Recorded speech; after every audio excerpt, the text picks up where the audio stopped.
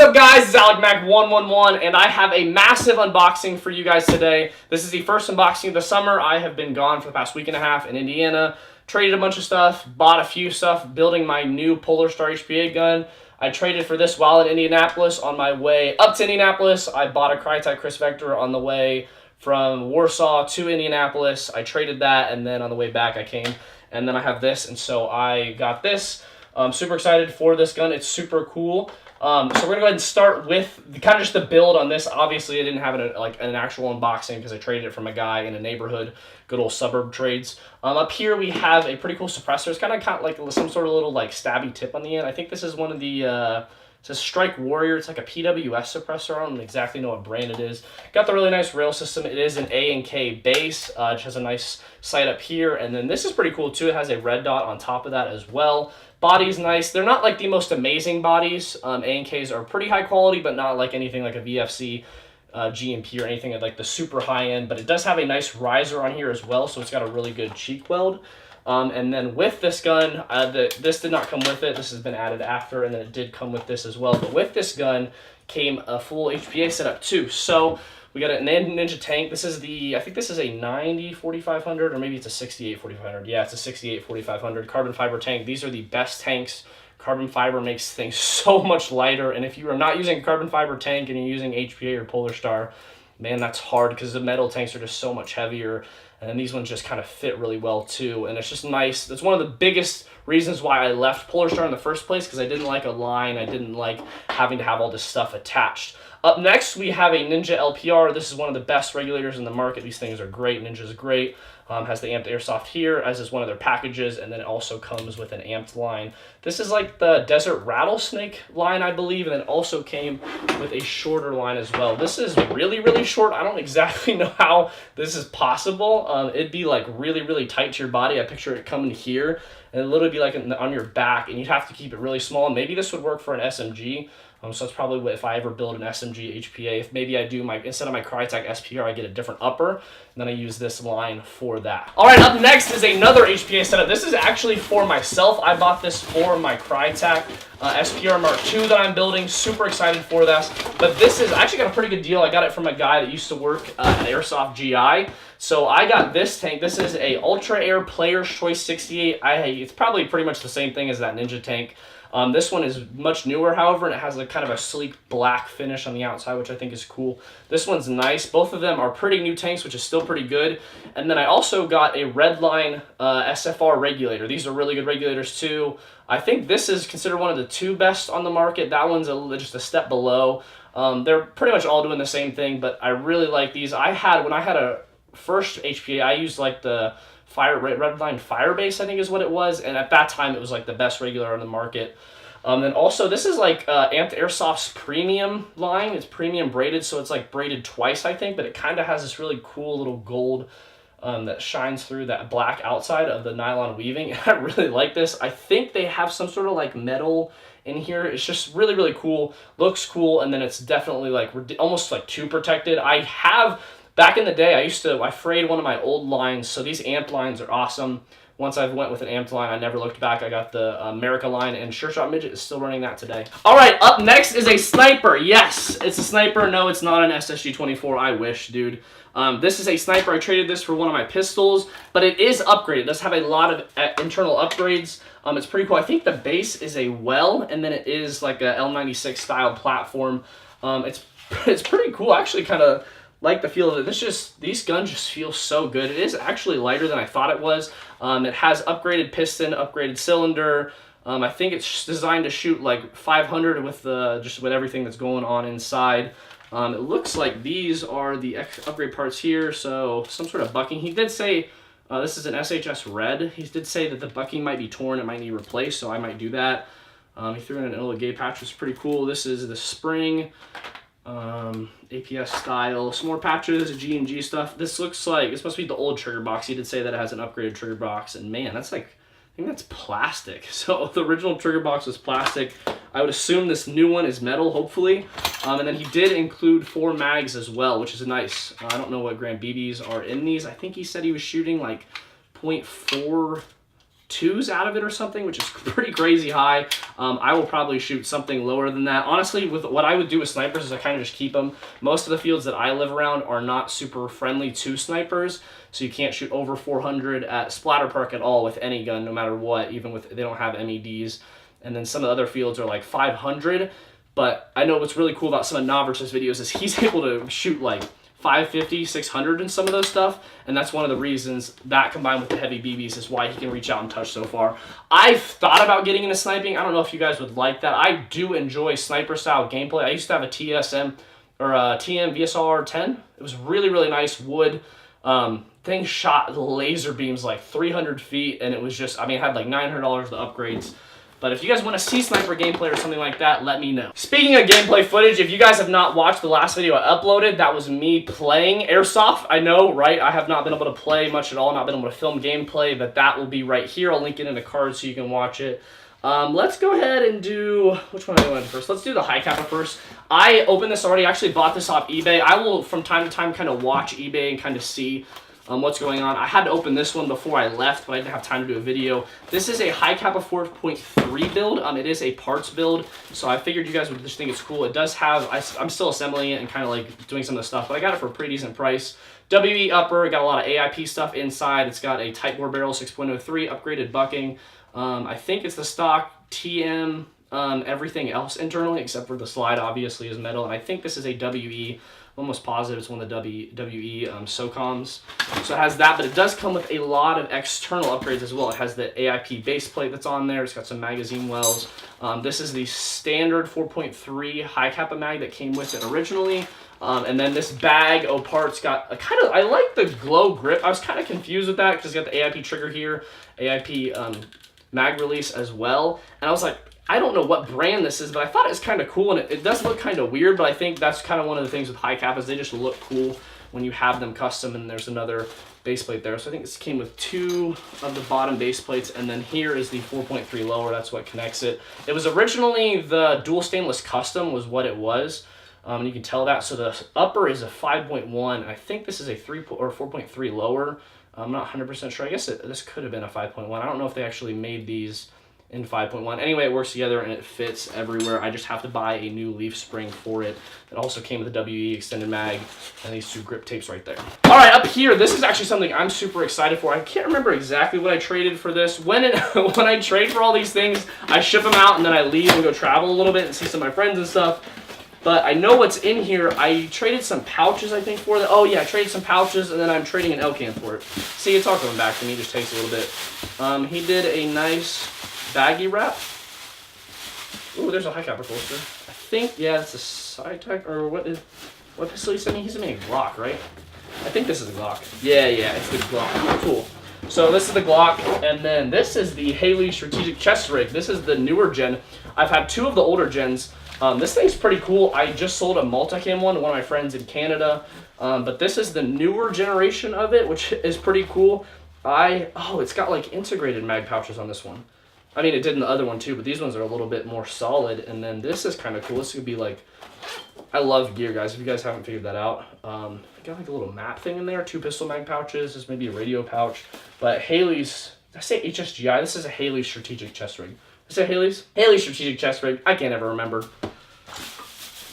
But now we got the Piggly Wiggly grocery store bag, and so this thing has an Elite Force Glock 17. I think it's a Glock 17. I think it's the Gen 4, which is actually I really want to get a new Glock, like a real one. I have my AR pistol right now, but I think a Glock 17 Gen 5 is what I'm probably gonna get. I don't know if I'll wait that long, or if maybe I'll just go with the Gen 4. I'm just waiting for like a little bit. All right, the Piggly Wiggly bags got me, but we're good. Nashville Indoor Airsoft Arena. That's pretty cool. I know this guy is from Tennessee, and there is the pistol. So he said it was used a little bit, but it's in pretty good shape. You can tell that it's definitely got a little bit of dirt there for sure. Hopefully it still shoots well. I think he might have just kind of sanded it to maybe get it to look less like glossy, but it looks like it's definitely been holstered. Maybe that's why it is too. I traded him one of my L-can sights for this. I had one of these before. I think they're pretty cool. I like them.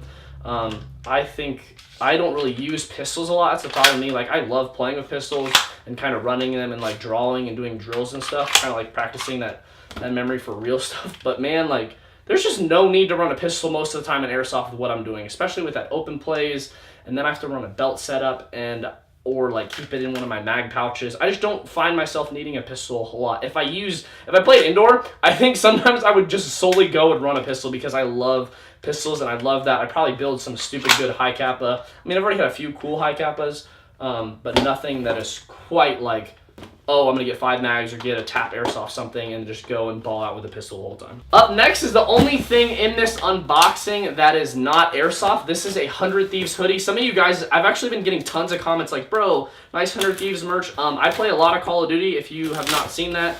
I'm like Prestige Master 312, I think, in Black Ops 4. So I have been playing a lot of Black Ops, and I've always liked gaming. And I've always liked Nade Shot, and so when 100 Thieves released stuff, I saw this on eBay, and I was like, man, I'm going to buy it, and if I don't like it, I'll eventually resell it, but these are super, super desirable. This is their cream hoodie.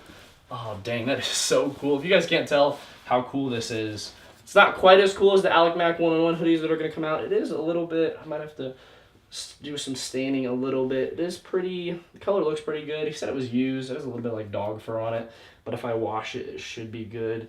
And I'll make everything look pretty, but I don't know if I want to wear this or resell this because if it's white, I'm going to destroy it and get it super dirty, and these things are worth like $250, $400, somewhere in that range, which is pretty crazy for a hoodie. But super cool 100 Thieves hoodie, cream, limited edition, literally never going to come out again, sold out within like 5 minutes. But up next, we have another gun. So back to the guns. I actually don't even know 100% what's in this box, but we only have 2 left, which is actually pretty decent. I think we're getting through this pretty quickly. If you guys, I know some of you guys are like, man, these unboxings are so long. I love them. And some of you are like, man, these unboxings are so long. I hate them. Wherever you're at, we're going to be going. And we're unboxing. I believe this is the, I bought 2 guns from a guy who was getting out of Airsoft. And he's like, hey, dude. Oh, this is the different one. That is the, oh, I still have 2 more boxes. Whoops. So this is the AK. This is one of the AKs I traded from a guy on Hop Up, and this thing is actually pretty cool. I wasn't sure how external quality was going to go because it was a fairly cheap-ish stock build, but internally this thing has a ton of stuff. It's got like all SHS stuff. It does have a Gate Titan. It has a Pro-Win Hop Up in there, I believe, or some sort of tight bore. I'm not sure 100% what Hop Up that is. Yeah, you can tell it's an upgraded barrel. Hop Up is upgraded as well. I love that he put the BCM grip on here. These are my favorite grips. I absolutely love this. It feels actually pretty good. It feels pretty solid. I traded him a nice gun for this. I traded my Black Rain Ordnance gun. That is like the highest quality external gun I've ever felt on any gun, which is pretty crazy because it's a King Arms build. But this is pretty cool. Hopefully it shoots well. I'm excited to see how it shoots. I actually like that, kind of like that T1 up there. I don't know if I'll run it really there. That's kind of different for AKs. It's just kind of hard. And if you want to get the scope mount, this doesn't even have the bar for the scope mount on this as well. But he did include, oh, he included the Odin too, which is pretty cool. He included the Odin because I have the Odin Innovation Speed Loader. And this is the AK adapter or something. It's 3D printed, which is actually pretty cool. And I think he included 5 ENL midcaps, or a few ENL midcaps. Those actually feel pretty high quality too. I honestly really like the brown midcaps in AKs. I'm not a huge AK guy. Like, I like them, but I've just never run one consistently. So if you guys want to see me run this gun in a game, comment AK. And maybe I will take it out to Splatter Park next time. I'll just rock with this for a little bit because I do like AKs. I just have never really been a huge AK person as far as like what I've run build-wise. But 3 mags there, and I think maybe it's only 3 mags that are included. 3 mags? There's at least 3. Maybe I'm missing them. Oh, yeah, they're there. So here are 5. So 5 total ENL mags. These are nice. I like that brown color. It's pretty too. All right, here's what I was talking about, the 2 guns. So this is a Crytek. I think this is 2 guns. It doesn't feel like it's 2 guns. Maybe it's just tightly packed, but this is a Crytek. And I lost my light. All right, fix the light. We're good. Hopefully it's still balanced. This guy was getting out of Airsoft, and so he traded me both of these, or sold me both these guns for fairly cheapish. I think this is right. Maybe it's not. Maybe I'm thinking of the wrong. Hold on, let me try. I think we're good. I think this is it. Anyway, lots of packaging.